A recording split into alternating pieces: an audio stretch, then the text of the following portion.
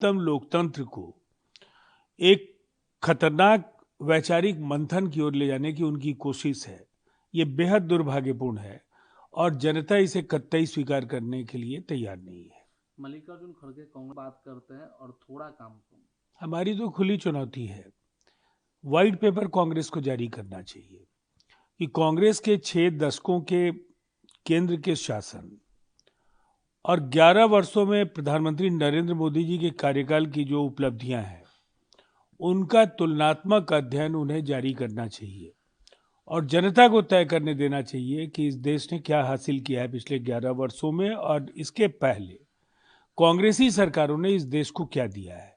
देखिए, दरअसल ये एक वैचारिक दीवार, देखिए ये ऐतिहासिक पहल है। दरअसल संवैधानिक पदों पर बैठे लोगों को इस बात का एहसास होना चाहिए कि जनता राजनेताओं को रोल मॉडल मानती है। उनके आचरण, उनके व्यवहार का उस पर बहुत ज्यादा असर होता है। और जब जेल से सत्ता का संचालन करते हुए पिछले कुछ दिनों में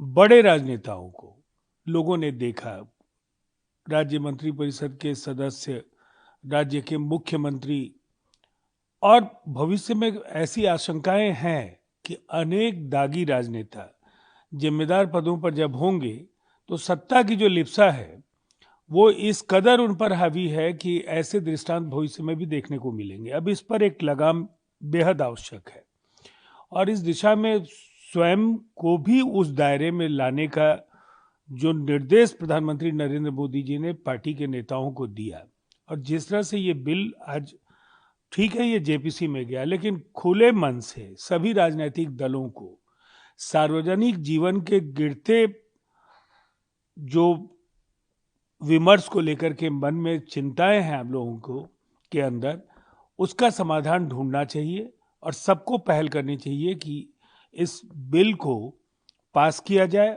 और इसके बाद ये देश का एक कानून बने।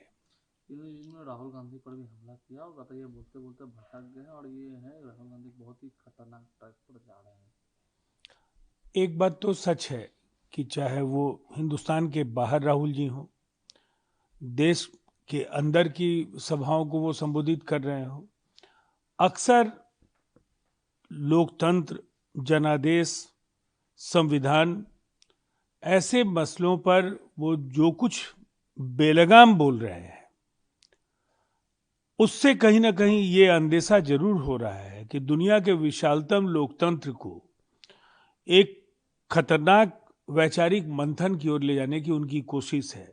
ये बेहद दुर्भाग्यपूर्ण है और जनता इसे कतई स्वीकार करने के लिए तैयार नहीं है।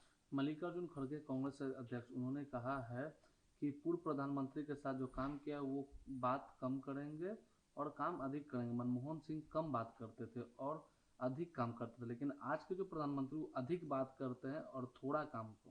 हमारी तो खुली चुनौती है। व्हाइट पेपर कांग्रेस को जारी करना चाहिए कि कांग्रेस के 6 दशकों के केंद्र के शासन और 11 वर्षों में प्रधानमंत्री नरेंद्र मोदी जी के कार्यकाल की जो उपलब्धियां हैं उनका तुलनात्मक अध्ययन उन्हें जारी करना चाहिए और जनता को तय करने देना चाहिए कि इस देश ने क्या हासिल किया है पिछले 11 वर्षों में और इसके पहले कांग्रेसी सरकारों ने इस देश को क्या दिया है। देखिए, दरअसल ये एक वैचारिक दिवालियापन का शिकार कांग्रेस हो गई है। विपक्ष का काम केवल सरकार पर प्रहार करना नहीं है, सही फैसलों पर सहमति भी कायम करने की कोशिश होनी चाहिए और इस दिशा में कांग्रेस की ओर से जिस तरह की हठधर्मिता का परिचय बार बार दिया जा रहा है वो दुर्भाग्यपूर्ण है।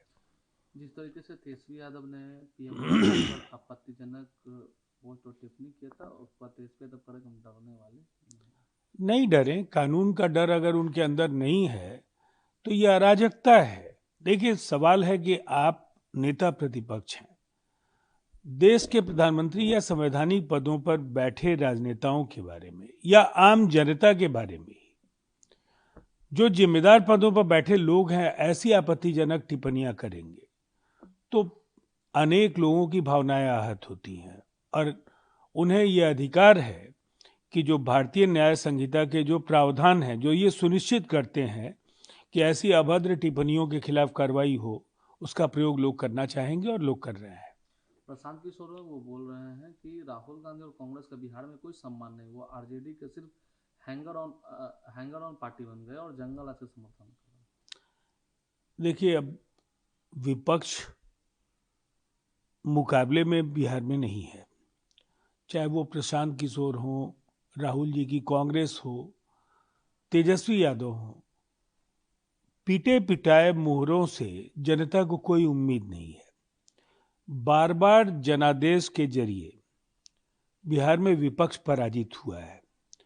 अब प्रशांत जी, कल तक तो एक रणनीतिक सलाहकार के तौर पर उनकी भूमिका थी, अब खुद का भाग्य आजमाने आए हैं। लेकिन जनता उनके खाते में भी जो उपलब्धियां हैं उसको जानना चाहती है, और वो पूरी तरह से ब्लैंक है, खाली है। क्या बताएंगे वो? उनके बस में जो है वो किसी तरीके से एक चेहरा बने रहे, इसके लिए कभी वो हमारे ऊपर प्रहार करेंगे, कभी वो महागठबंधन पर प्रहार करेंगे। ये दयनीय स्थिति में प्रशांत किशोर जी और बिहार का विपक्ष पहुंच चुका है। केंद्रीय मंत्री पीयूष गोयल, उन्होंने वन नेशन वन इलेक्शन के बारे में कहा है कि लोग बार बार मतदान से थक जाते हैं। देखिए, ये कोई नई परिस्थिति नहीं है। देश की आज़ादी के प्रारंभिक 2 दशकों में जो भी चुनाव हुए हैं, वन नेशन वन इलेक्शन से ही हुए, और परिस्थितियां हुई। कमजोर राज्य सरकारों के पतन से वहां विधानसभा चुनाव के हालात उत्पन्न हुए। लेकिन ऐसे प्रावधान इस बिल के जरिए आएंगे जो ये सुनिश्चित करेंगे कि किसी तरह से किसी राजनीतिक दल या जनादेश की जो भावना है वो भी खंडित नहीं हो, और अस्थायित्व का भाव भी जगे। बार बार के चुनाव से निसंदेह फोर्सेस के डिप्लॉयमेंट का सवाल हो, या जो चुनाव के भारी भरकम खर्च की कटौती का सवाल हो, नीतियों की निरंतरता का सवाल हो, इन सवालों को लेकर कहीं ना कहीं अनिश्चितता का वातावरण होता है। उसे दूर करने का एकमात्र रास्ता है वो वन नेशन वन इलेक्शन है। तेजस्वी यादव है वो एनडीए पर हमला कर रहे हैं और कह रहे हैं कि एनडीए का फुल फॉर्म है नहीं देंगे अधिकार। इन्होंने कब दे दिया था? लोग आज भी इनके माताजी और पिताजी के कार्यकाल को भूले नहीं है। और दरअसल तेजस्वी यादव विरासत में मिले नेतृत्व पर इतरा रहे हैं।